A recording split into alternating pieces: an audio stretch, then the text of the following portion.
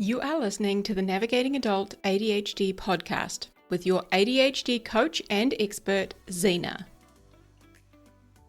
Hello, my friend. We today have got a guest episode, and I'm so excited to share this incredible, raw, real, epic conversation with the very first male guest we've had on the podcast who was a fellow late diagnosed ADHDer.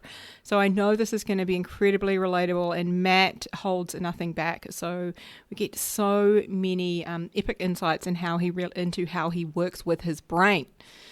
So my friends, I'm so fucking excited to share this with you. All right. Let me tell you a little bit about what to expect. Okay. So as I said, Matt is a late diagnosed ADHDer. He was diagnosed at age 40, right? And that is when a lifetime of struggles really made sense to him. He's going to share with us the role sport played in masking his ADHD and how that became his outlet. We talk about his international career in indoor cricket and how that professional level sport helped to shape him. We're going to dive into why he sees ADHD as his edge, and how he has gamified his life to stay engaged and achieve his goals. Okay. We also talk about the grief, the growth, the self-discovery that followed that late diagnosis. We talk about curiosity, presence, and how that helps him to navigate the ADHD. So things like the emotions, the parenting, those kind of challenges that come up in life. So we actually, in this episode, we just dive straight in, right? There's no kind of introduction or anything. So just give me a moment. I want to share a little tiny snippet into who Matt is with you. Okay. So Matt Henderson, or Hendo, as he is often referred to by his friends. Matt is a health and performance coach, and he has never fit the mold. Okay, and that is exactly his edge. So he was once branded the troublemaker who pushed back against authority, and Matt has turned that same wiring into a strength. So today he helps high-achieving professionals to unlock energy, resilience, and clarity by reframing life not as a grind, but as a game worth playing. So I will share with you in the link, in the show notes below, how you can connect with Matt, because you are likely going to want to do that after this conversation. You can connect with him on Instagram. You can reach out to him on his website, his email, etc. And you can hear a little bit more about him, a fuller introduction in the show notes. Okay. Now, this conversation, I have to tell you, this conversation was so fucking good that after we recorded this for you, we actually continued chatting. Him and I keep chatting for like another 30 minutes. And partway through, he's like, man, we should hit record. And so we did. We hit record, and we continued to record the conversation that we had after this episode, going a little deeper into some of the things that we'd talked about and just kind of like picking each other's brains. I am going to release that as a bonus episode. I think it's another 20 minutes of audio, so that if you really enjoy this one, you're definitely going to want to go and listen to that, because it was kind of just really diving deep and just challenging each other's brains and sharing stuff. And it was really cool. Okay. So if you enjoy this episode, go and check out the bonus episode of us chatting on after this. All right. So let's just get into it. All right. So welcome, Matt, to Navigating Adult ADHD podcast. We are so stoked to have you here with us today. And I would love for us to start with, what led you to get diagnosed? Like, tell us a little bit about your story, your history, and how your ADHD diagnosis came about. Yeah, I vividly remember it. We'd moved here to Tauranga at this point, and at that stage, I'm 40 years of age, still going through life, and sometimes it's a struggle, sometimes it's fun. But it was Mandy who sent me an Instagram post from this lady down in Otago who listed in a little short story all these things that she does, and realized it was because of her ADHD that she loses her keys, forgets what she's doing, misplaces that, gets distracted, forgot she was putting her shoes away and starts making her bed and all those sorts of things. And Yeah. when I read Mandy sent it to me, she's like, you do every single one of these things. And I Mm, watched, I was just like, and I'm not even joking. The moment was almost like hallelujah. Like, okay, Yeah, I do all that stuff, but now I know why, because it was just such a frustration for me, for the people that I live with, my family, like at work. Like, Mm, why do these things keep happening? mm, So it was a real eye opener, and I think maybe like a lot of people at my age who stumble across this, the next 3 to 4 weeks was just in YouTube every night, learning every single thing yeah, I hyper could focus. about it. Yeah, Yeah, it was mad. Like I'd be up until 2 o'clock in the morning looking at this and looking at yeah, that. It just, yeah, it connected a lot of dots for me. So I was really thankful to find that. And it's the beautiful thing of social media, I suppose. yeah. How old were you then? I'm pretty sure I was 40 at the time. Yeah, Yeah, yeah, maybe yeah, 41. Yeah, 40. Yeah. yeah. I'm curious, like, if you want to share with everybody a little bit about like your background, your career, and all of that, and why you weren't sort of maybe searching for answers, or look like why you hadn't discovered that earlier. What are your thoughts on that? That's a really great question. And my mind immediately went to we've got a strong history in our family of mental health issues, and Mm, I'd definitely been through it myself, where was going through depression or having issues around that, not feeling so good about myself, low self-worth, and I suppose for most of my life I went down that path thinking it was a mental health issue and that mm, um, it might have been hereditary and just part of my makeup.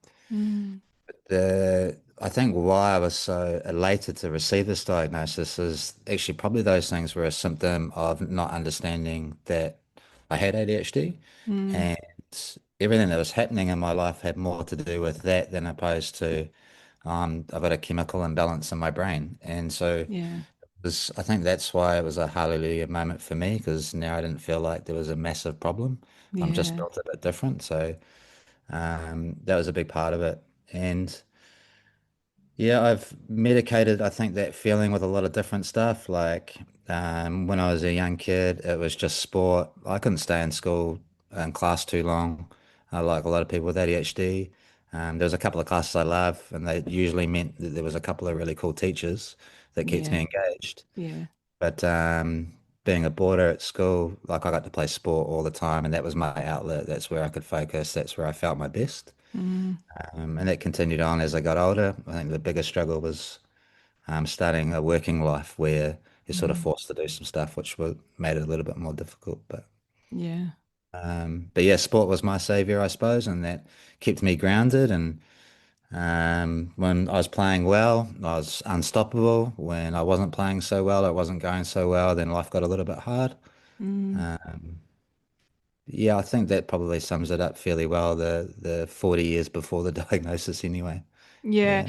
And so sport, am I correct in thinking that like sport was like your full-time like job? Like that was what you did full-time for a living? You played professional No, no, sport? so Is that it wasn't professional. I started out pretty well in outdoor cricket, and this before it really took off to be a professional sport at that point, like early yeah. 2000s. But I stumbled across, I was on a cricket tour, outdoor tour in Australia, and I was sitting on the back of the bus with a teammate who was on the New Zealand indoor cricket team, and I'm like, what is indoor cricket? And New Zealand has a team. And anyway, so he invited me to come down and play a tournament, and I instantly loved the game because the fast-paced nature. A game only takes an hour and a half, perfect for my like ability to concentrate. Yeah, yeah. And outdoor cricket, like I could play against black caps for about 45 minutes and be really good and be at their level, but then I wouldn't be able to stay in longer. Yeah. So indoor cricket was better, and that got me around the world playing internationally for many years and made some cool contacts, whether it be in England, Sri Lanka, UAE, South Africa, Australia. Yeah. So my job as personal trainer or a strength coach really funded that lifestyle, I suppose, and I just loved doing that. Yeah. Yeah. So were you like a personal trainer and strength coach whilst you were touring, traveling, playing all over the world? Yeah, started as a plumber working for my dad. He just had a business, and that was perfect. So if I didn't want to Huh. work, I wanted Yeah. to train. I feel bad for saying it, but he's passed away now, so it's okay. But I would sneak off from work and, and go and train. And it's easy to take 3 weeks off and go to England and play. Yeah. And then when I got back, I was like, I love being in the gym. I want to learn that, and I love helping Yeah. people and coaching. So, um, and I was self-taught in indoor cricket as well, so I learned pretty quickly how to help people because Mm, I think a big part of it is like how do you learn more than what do you need to learn. mm. So I love that part of it, and I think I'll always coach because of that.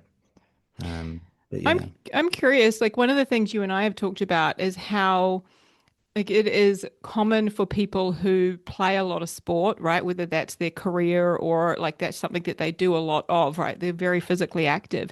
How that can often, I don't know if hide's the right word, but like sort of mask their diagnosis in some way because when we are being super physically active, right? When we have that kind of competition, we've got that, all of the dopamine, the endorphins, all of this sort of stuff, like we're boosting the brain chemicals, right? Like we are getting the things that we need to help us function well or thrive.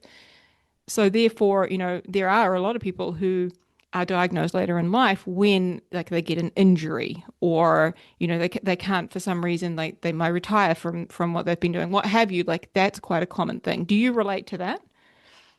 You'd know more about it because I suppose I can only really speak from my own personal experience. But yeah, the big lesson I'm probably adopting now, like 4 years post-diagnosis and learning about it and understanding myself is, yeah, my life was gamified when I was a cricketer.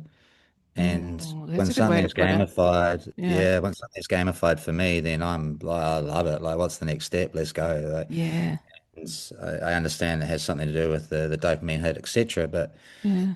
don't think about it as much as chemically or as mechanically like that anymore. If I've got a goal, it's like, how can I make it a game so I can stay engaged?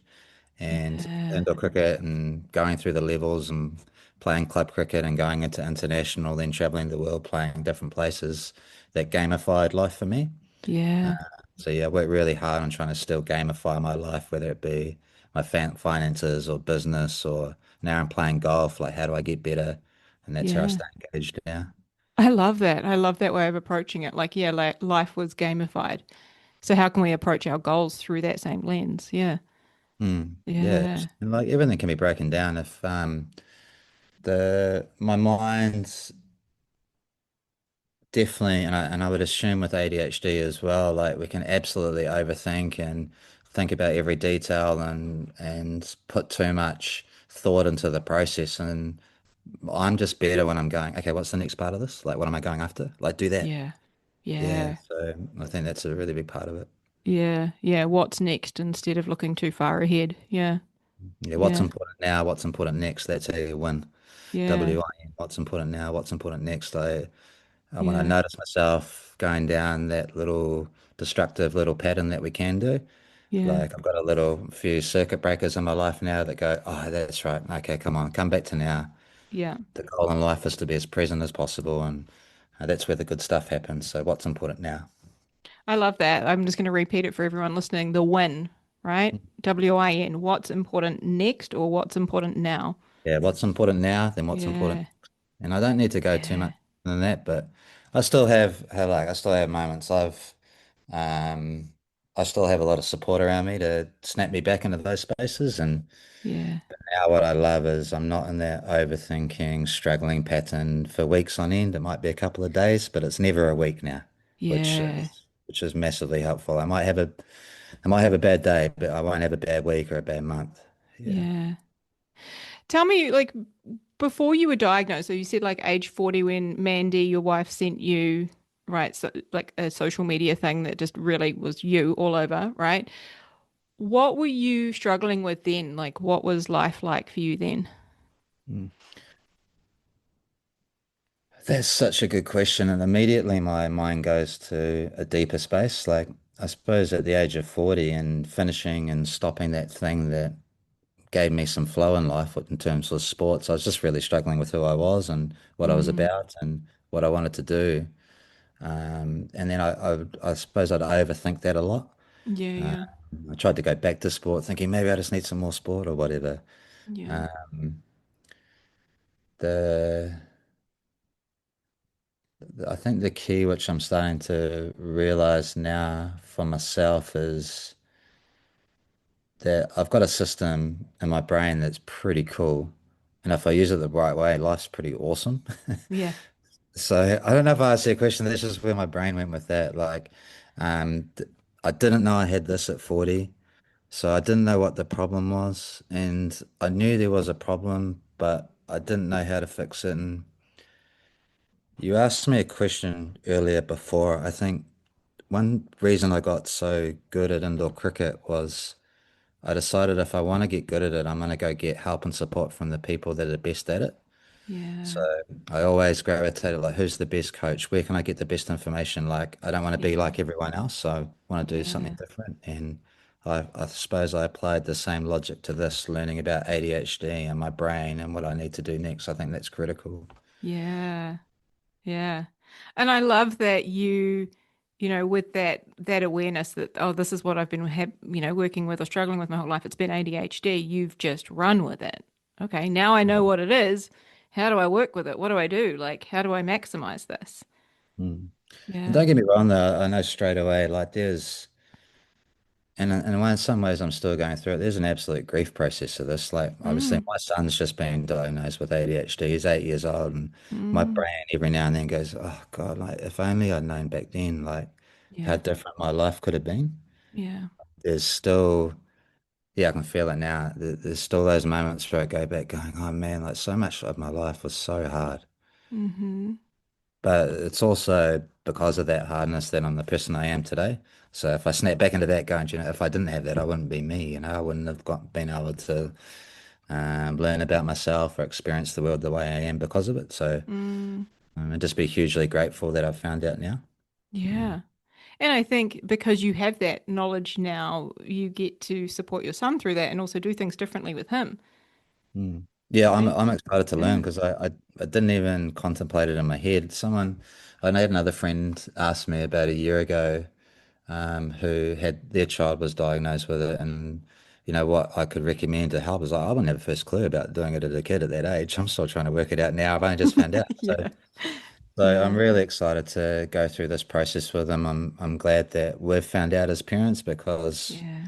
I feel like we've known for a while, but it hasn't been solidified. And now we can look at doing things a little bit differently with him and give him a different experience. Yeah. Yeah. Tell me this. What does ADHD mean to you?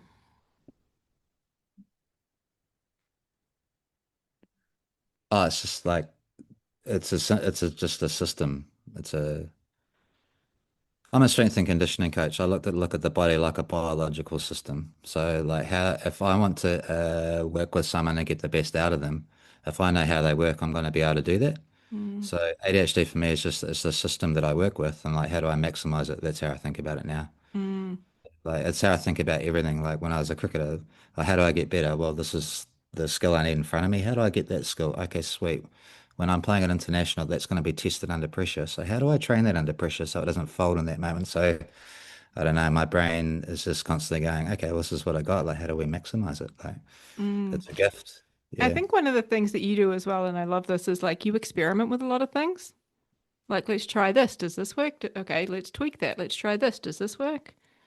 Mm. Yeah, Mm. there's no rule book or playbook or exact system to work this out. Mm. Um, and now you say that, like been learn I suppose in this process I've learned and realized that one of my key values and I think one of my gifts is just how curious I am. And Mm. if you can pretty much do everything with a huge amount of curiosity, it opens you up to possibility. When Yeah. you've got an outcome or a goal that you have to reach, you don't know if you're limiting yourself. You don't know if you're doing it the right way. So stay curious and open and see like what comes out the other side if you put focus and energy into it. Yeah. Yeah. I love that. And I think that that's a shared value that so many ADHDers have is that curiosity. And when we're being curious, right, we're not judging. Mm. And I think that Oh, that's great, so yeah. important, right? Like there's no judgment and curiosity. It's like seeking to learn. You're fascinated. You just want to know more. Yeah. Yeah, let's find out, man. Life's cool. Like, Yeah. and we've got this massive advantage. Our brains connect dots differently to other people. I'm gonna say Yeah. our brain, like, I can't speak for all ADHDers and I don't put But that is myself in it. a common thing, right? Like it's a Yeah, common yeah. thing So like amongst our community, but we each connect different dots, which again is fun, right? yeah, and Yeah. don't hamstring that. Like in my life now, I'm like, I'm not gonna put a limit on what that looks like. Mm. Like, let's just open up. I had this, I'm coaching a young player who's off to an international competition in 2 weeks' time, and he was a bit nervous going, trying to plan it out too much. And should I be tapering off now? Or like, what's the exact thing I need to do now to make sure in 2 weeks' time when that tournament starts and I'm ready? I'm like, hey, mate, just be here, be now, stay present, do the right Mm. thing as best as you can now, stay open. You can't plan for this. There's too many possibilities. Yeah. Let's just run with it and see what happens. Yeah. Our brains like love to do that, right? Like it's like we go looking for problems to solve that we don't even have now.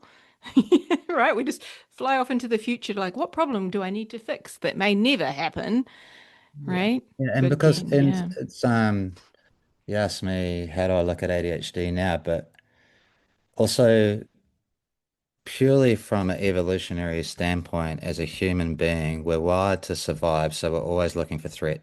100%. So like, and because our brains work so fast, we're going to overthink that threat in every single dot along the way. Mm-hmm. And my experience, and I appreciate probably the fact that I got to experience it, sport at the highest level under the most amount of pressure, is thinking about that way didn't help me in those scenarios. My, Oh, hang on, pause. Pause for dramatic dramatic effect. Thinking about it that way didn't help me in those scenarios, in those high pressure scenarios. Yeah. Okay, keep yeah, going. That was good. like if I tried to outthink a problem in the future, I wasn't open to what needed to be done right now. Mm, Because when someone's bowling you a cricket ball at 150 kilometers an hour and there's a few thousand people watching, and you've got a very tight window to put a ball so that you're safe, that you don't lose the World Cup in this moment. yeah. But it's the same with life. Like my brain immediately went to if I drive home and think about every possibility that could happen in that drive home, fuck, I'd never get in the car. Right? Yeah, yeah, yeah. You wouldn't cross But the road, right? Yeah. yeah, yeah. But Yeah. because we can hyper focus, if I can just be present and little tricks on that is like if you're listening to this right now, pick up a cup that's near you and just genuinely feel the cup in your hand. Like all the pressure points. Is it cold? Is it hot? Like that's presence. Like Yeah. you can do it now if your feet are on the floor. Like just push your toes into the ground and feel like them moving around and the different pressure points from your outside toe to your inside toe. That's presence. Mm, So I try and as much as possible put things in my life to remind myself that if I'm here right now and stay curious, good things happen. mm. I love that. I think that must help hugely when it comes to your ability to navigate uncomfortable, big, scary, hard, horrible emotions, right? Your ability to stay present because so many of those emotions come from our worry about the future, our anxiety about what could happen, etc. I, I would say it's the hardest, scariest thing to do. Say more. I think I think I think trying to be present or working hard to be present is the scariest thing for a lot of people because there's so much uncertainty. And that's why we overthink scenarios and stuff because we can't let go enough because of fear.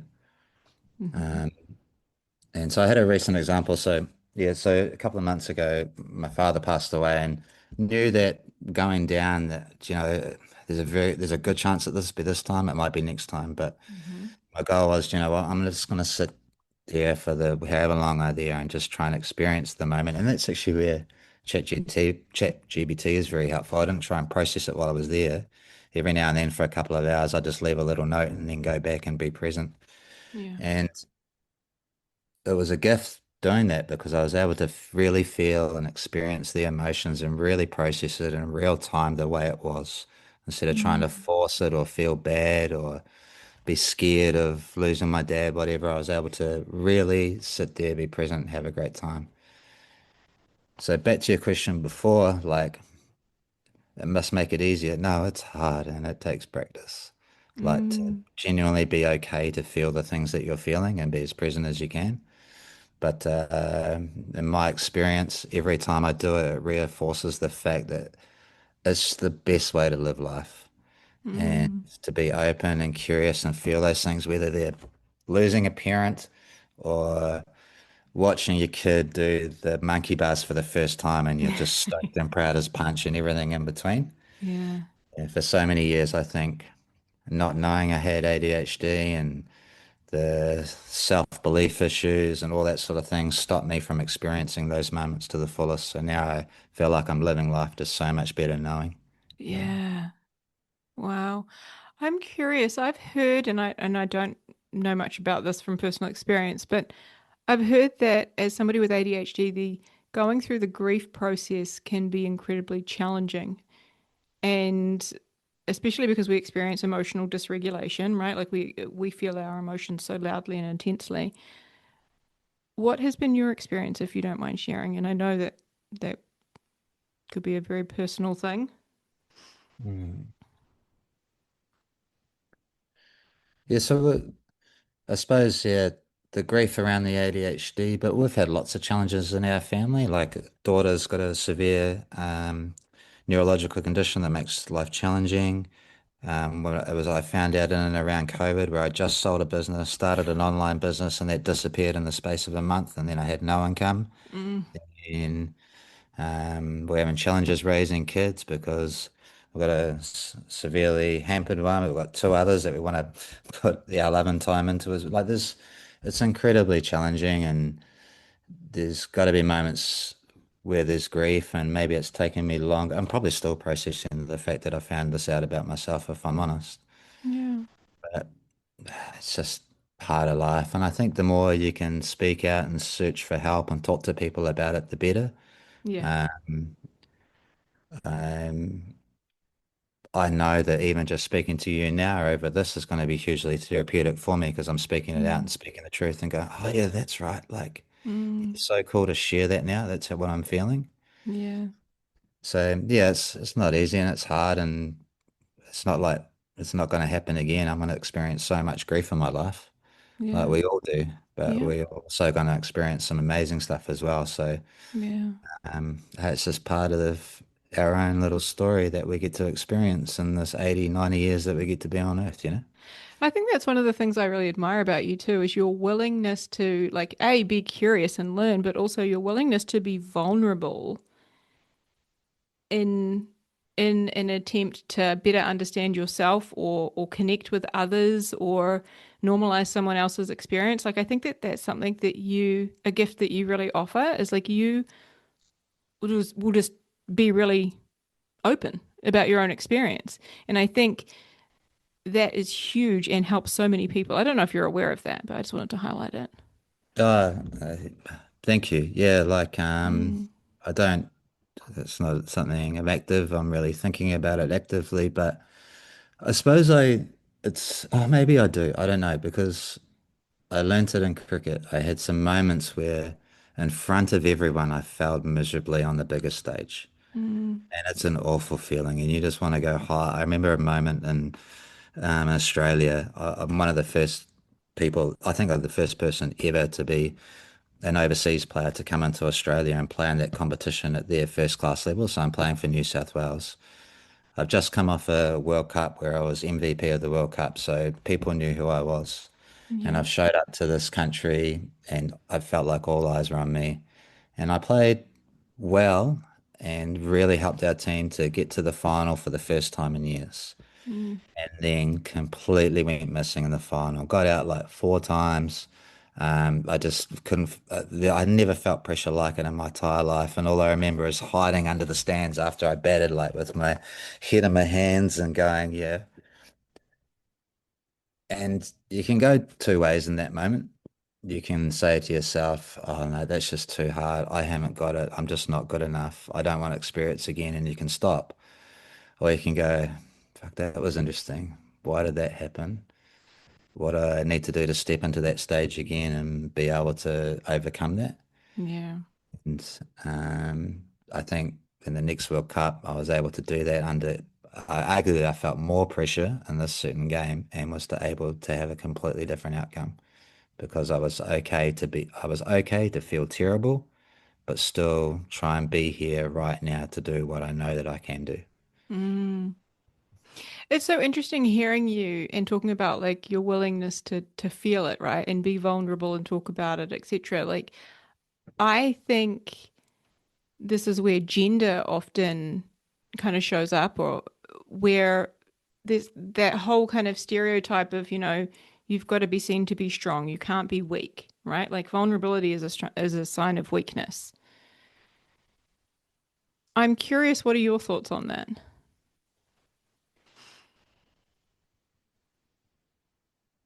Straight away, my mind went like I'm at a point in my life where I don't care what other people think. Nice. Well, no, I do, but I don't like. Yeah. If someone asks me a question, I'm just going to be honest, and I'm not going to fool myself too that that thing didn't happen, or that I don't feel Mm, anxiety, or I don't feel stress. mm, I'm going to ask my questions like, I wonder why that happened. What can I do to maybe, I don't, sometimes I feel like you don't need to get rid of the stress. You just need to realize that even though you feel like this right now, you can still do what you need to do anyway. mm. Like, But we spend so much time trying to get rid of it, trying to oh, fix it or yeah, solve for no. it. And it's like, hang on, no, no, no. I can just do the thing with the stress instead of trying to And it's spend all this powerful energy energy. getting rid It's of it, powerful fixing it, energy. whatever. Yeah. Yeah, you like you don't Yeah. you don't want to get rid of it. Yeah. It's a signal to tell you what to do next. Yeah. And so that next time I experienced that in that massive game in front of all my family and friends this time, World Cup in New Zealand, I'm playing for New Zealand, all the pressure's on us. Yeah. Everyone's looking at us.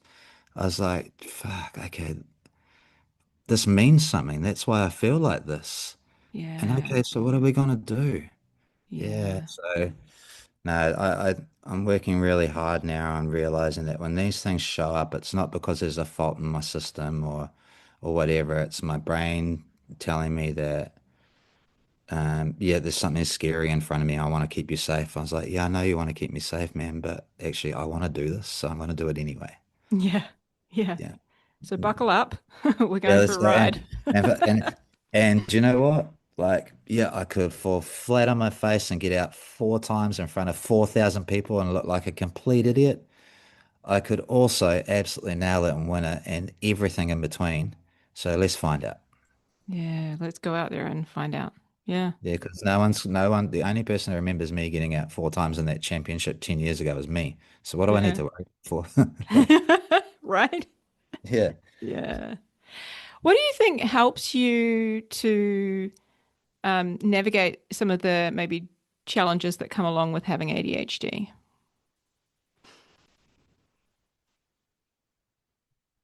Can you repeat the question again? Sorry. So what are some of the things that help you to navigate any of the challenges that come with ADHD? Another way I could ask that is like, what are some of the ways in which you work with your brain? Yep. That's a better way. So, Yeah. yeah, that's perfect. So, like, I work really hard on a few rituals because I understand how it works. Mm, So, my brain is faster and focuses more. hmm. So, I've got to appreciate that for every minute that I'm doing that, I need a minute of nothing. Okay, hang on a So, minute. For every minute that I'm like being fast and focusing on things, right? My brain's working. I need a minute of nothing. yeah, I just like Yeah. the go and the break, the recovery. Um, the expectation I had for a while was just push, push, push, push, push, and that's what we were brought up on in my ages. Michael Jordan, Kobe Bryant, you never stop working, Yeah. but that's not how it worked. Like I know that today I'm gonna put in like 5 or 6 hours of really hard work, and then this afternoon I'm just gonna chill out and pretty much do nothing. Like I'm gonna go hang out with my kids. I might play some Yeah. video game. I'm not gonna feel bad about that either because I know my brain needs to chill. And Mm, then I'm going to set up another work period where I can like get stuck in.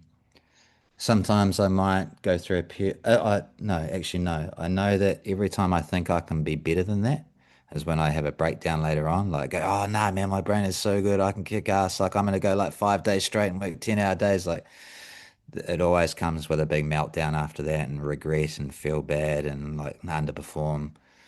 So, yeah, the understanding that is the key philosophy. So then now, like, how do I manage my day, knowing that I need to go one to one? mm, That would be one of the things. And then the other thing too is without doubt, nutrition and some form of physical activity absolutely regulates. And I gamify all my fitness. Like, okay, what's my challenge today? How long is Mm, it? What am I trying to achieve? That gets me excited. yeah. Um, or I know some pretty cool stuff about how to optimize the brain and the brain health and what to give that. So my supplementation regime is pretty good. My nutrition plan is pretty good. And when I do that, I feel amazing. When I don't, I fall off Mm-hmm. and do my best not to beat myself up. But that's usually the reason. If I'm not doing those things, that's usually the reason I'll have a couple of bad days after that. I'll beat myself up a bit and just get stuck in there. And then something will snap me out of it and go, oh, sweet. No, actually, come just back to where you were. You know how you work. I love Let's that go. you're saying that too, because I think so many ADHDers get stuck in this perfection. Like, I've got to do it perfectly every single day. But the reality is, we're imperfectly perfect. Like, there are going to be days when you miss the supplements or your nutrition goes out the window. That's all right. Cool. Hit reset when you realize, Mm. right? So, another one that I learned in sport, which I'm so thankful for, and I apply now. And when I think about the best people I've ever worked with, and when I'm at my best, and the reminders I get, is that 80% is world class. Absolutely world class. What I mean by that, if you break down any sport and the best in the world, they're good about 80% of the time. So that's Mm. the top 1% of the 1% are good 80% of the time. Why do we give our expectations that we need to be at 100? Right.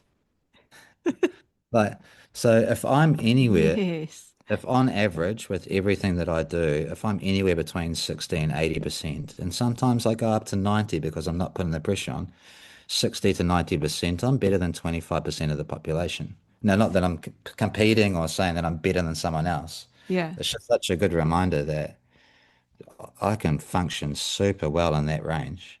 Mm. So what are the things that are critical there? Well, Mm. to not feel bad that we had Hell's Pizza last night because that Yeah. fits inside the 80%. Like it's absolutely fine. Yeah. Yeah. Yeah, it's not absolutely fine to today I decided to put oat milk in my coffee, but most of the time I drink it black. Yeah. Just it's okay. Yeah. Yeah. I'm curious, one of the things that you mentioned was like the nutrition, the supplements, that sort of a thing. What does that look like for you? Like, for you to perform at your best, for your brain to work well for you? What does that sort of look like in the space of nutrition and supplements? I wanted I always like to be really careful with this answer because I'm quite a few steps down than most. So I'm at a Yep. point where I've had DNA testing, I check my bloods, I know what's missing, and I add in where I need to be. Yep. But I've also got no problems in giving like a basic recommendation, Okay. which I think most people will do really well with. Yeah. So, and also remember too, when it comes to supplementation, it's on top of doing the basics well with your food and your hydration and your sleep. But some great ones, absolutely creatine. Yeah. There is no supplement more studied, more agreed upon.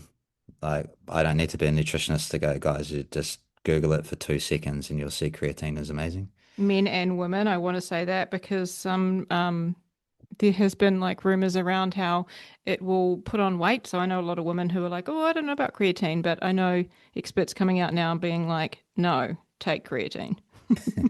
The weight that you put on is minimal and it is intracellular water. Yeah, You're water not weight, putting on right? fat, you're not Yeah, putting on muscle. In fact, you're hydrating yourself. And if you're a bit heavier because there's more water in your body's going to perform better. You're going to feel great. yeah, I yeah. agree. I understand that people, the scale matters to some people and it can be a bit of a crutch, but you're going to perform better and you'll probably do better in the gym anyway. So you're going to lose the real weight and it's going to come down it's quick anyway. So it's a Mm, non-event for me. Yeah. Um,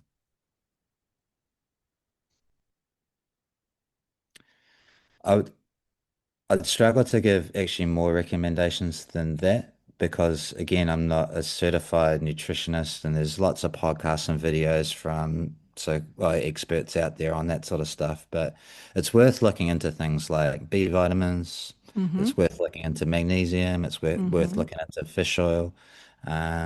It might be, especially with women, but men as well, it might be iron. But what I'd say, it's so worth testing and finding out. I see Yeah. I do some DNA testing and some blood testing, and I know exactly what I need, and I've How minimized do you the do that? Like when you talk about the DNA testing, like what did you do for that? Well, it was funny. I was looking into it, and then randomly, one of my clients, oh, he's just around the road from you, Ben, from, oh, I don't want to get his pharmacy wrong. What's the pharmacy at the plaza? My pharmacy Papamoa? My pharmacy, but you Yeah, just yeah. talk to Ben, get a DNA test, Oh wow. and he'll do that for So you. you can just do it literally through your own, like your pharmacy, your chemist. This guy, you can, yeah, yeah. Yeah. Okay. Yeah, and Cool. we've brought it into the gym here of 8 or 9 people. It's not cheap, Yeah. um, but absolute for I think a lot of us struggle with a little bit of clarity, and it just instead of having to try a supplement, testing it, how am I feeling, blah blah blah, you can actually just get the data to go, oh, do you So know you what? can get that from your DNA test though. Yes, because it's taken from blood. Wow. Yeah, and it can tell you what's missing, and so I can be more surgical with what I need. Yeah. And within 6 months of having that information, I feel like a different person already. So it's well Wow. worth doing. Yeah. Yeah. Mm. But most of it for me as well, I think. It's multi-pronged understanding ADHD, I think, or that system. But I think that I want to do this right. I wouldn't just look at it as a single thing. Like it's part of a whole.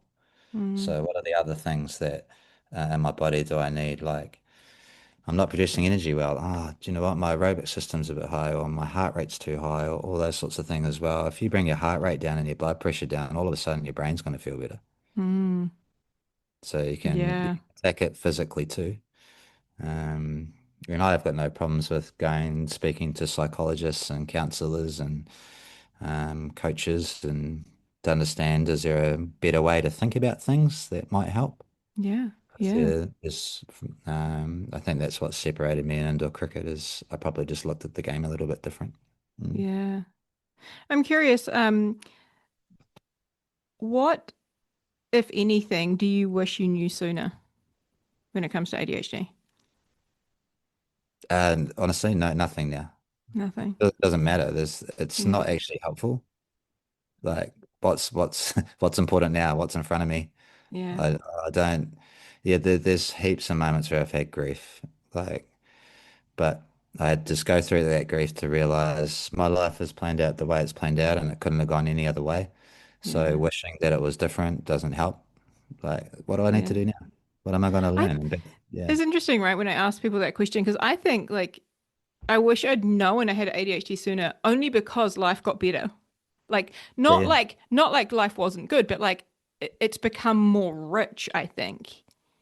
Yeah, so I've got another story. Go. So I tore my Achilles once and couldn't play, and went pretty downhill. And yeah, and struggled mentally, and because that was my place that I could balance my brain out, etc. And my identity was stuck, I suppose, in a lot of ways to being a good sportsman and all that stuff, and then it was taken away, and it was a hard period, and I put on a lot of weight and was feeling shit. But I will never forget the first time I ran on the treadmill again. It was I never liked running. Well, not since I was a kid. And I was like, I just had this feeling of bliss and great, like, oh my God, I'm running again.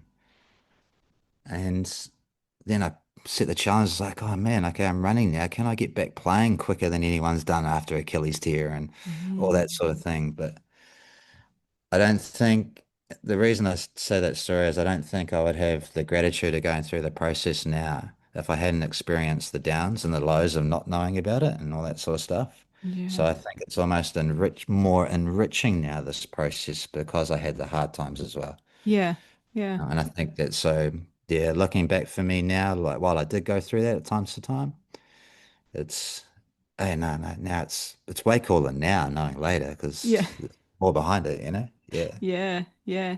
How does it, I'm curious, how does the ADHD shape the work that you do today? Like, how does it show up? Because I learned so much in it, I think half of me really, that's what I like teaching about is going, like, how do you build energy? How do you cultivate it? How do you focus it? Mm. Like that's a way more, and because I've gone through that, I've learnt all that sort of stuff, and I love sharing it with people because if just a few comments and a few adjustments to someone, the way they're looking after themselves or the way they're thinking about something that they shoot five under their handicap on a weekend because I've been able to show them some stuff like that lights me up. It gets me going. Like, Yeah. love it. There might be some people that I play golf with now listening to this and I'll feel bad about it, but I love going down and competing on a Tuesday night because I love it. I know how to do that stuff. And when the game gets a bit tougher, I get a bit more excited. And we've won the last two competitions at the simulator golf, and Nice. it's great. But I love bringing along people for the ride with that because I'm not here to say this winning is what I do, but I just step into those moments and really enjoy it. And it makes life quite fun when you're competing in those spaces. So Yeah. it's what I do. What I do is I Yeah. share this and help people with this. And a big part of that, I'm pretty sure my old man had ADHD, and a big Mm. driver for me is to go, do you know what? If I had my old man at 40, like if I could have shown him some stuff to help him do business better, to make sure that he could keep playing golf, he had to stop when he was in his 50s, to sleep at night and not be up at 2 o'clock in the morning watching Mm. the news because his brain was too wide for stress. Like it could have made a difference. Yeah. So, um, those are the things that get me up and get me excited every day to do some work because I just find it so much fun. Yeah. What's one thing, and you can give more than one, but what's one thing that you would like the late diagnosed ADHD to know? What's one thing you'd like to leave the listener with?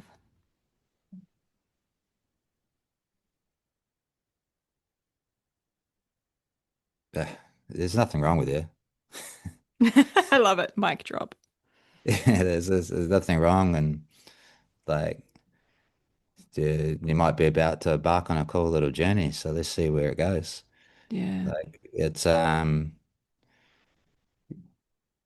yeah, I remember actually it was probably a couple of years ago, a year ago, after Toastmasters, and Jay mentioned that you said this, and I thought it was really cool. It's so cool to find out that you're a zebra and you're not a weird horse. Yeah. Yeah. So once and hopefully, and maybe I'm still not over it, but I am feeling this way now. Once you get over the idea that, yeah, it's not a problem, it's not this diagnosis isn't a disease, it's just like you're finding out and learning more about yourself. It's a chance to Mm. get excited and see where it takes you because what's the percentage of people that have ADHD? Like, what's the roughly the thing? I think they say it's roughly like 5% in New Zealand but I think those stats are increasing. I think they're wildly inaccurate. So, Well, let's just say it's 10%. Do yeah, you know what? Like, 10% neurodiverse. Yeah. how exciting. We get to live a life that's a little bit different than 90% of the rest of the world. Right? And why don't we go, yeah, Yeah. why don't we find out what that looks like? Like, that's pretty Yeah. cool. I embrace the fact now that different's not the right word. I'm just like going through life differently. And um, yeah, it gives us a cool perspective to live on. And there's a Yeah. reason why ADHD became present in human beings. They needed us. So let's go do Yeah. what we're supposed to do.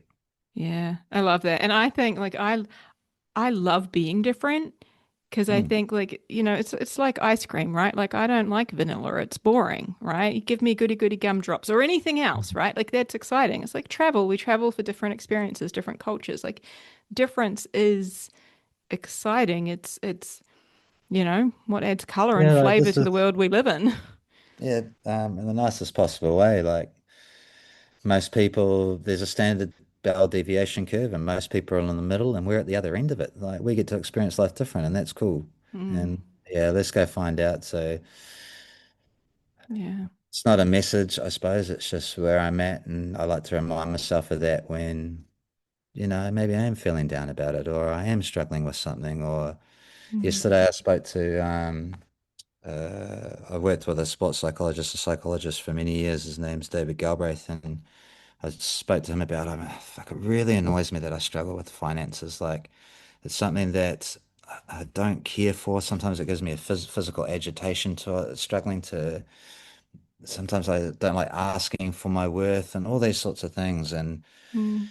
And he's just like, well, just get someone else to do it. And I was like, yeah,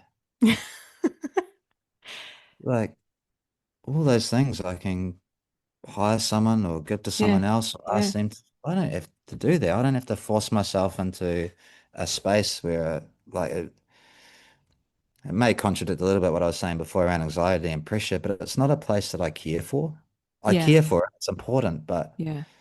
I'm way better working over here, so I might go get some help with that and they can do that and I can just Right. be my And loved we're one. not supposed to be good at everything. And I think sometimes we expect ourselves to be. And it's like, no, we can outsource that. We can pay for that. We can, you know, put yourself where you want to be or where you are best suited, right? Like if it's an area of interest for you, if you love numbers and finance, which trust me, I don't either, Mm. then that's different, right?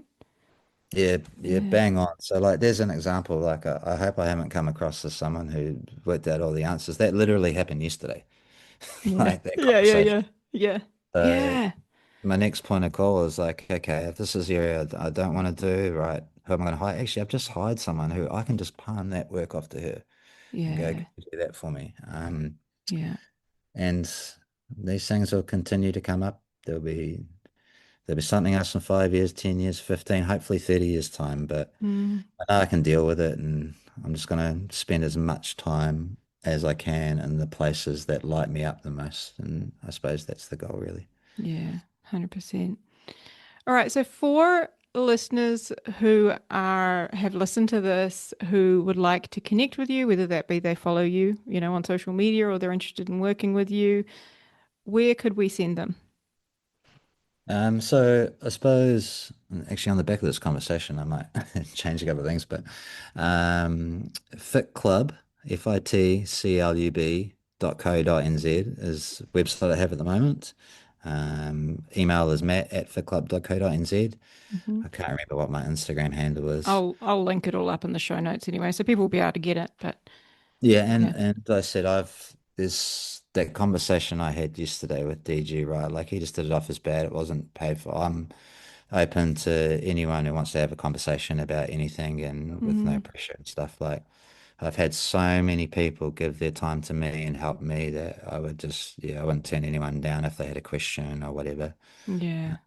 Yeah, so Thank happy to you. up Like, if I thank you can. for being generous with your time and also being vulnerable because I think that helps the rest of us feel seen and understood. So, yeah, And that's thank cool. you. And my pleasure. No, thanks for having me on. I love what you're doing and keep going because I know people, so much people appreciate it. And yeah, I hope there's more of it. Hey, friend, if you want some more help navigating and thriving with ADHD and some help applying everything that you're learning here on the podcast, then head over to our website, navigatingadultadhd.com.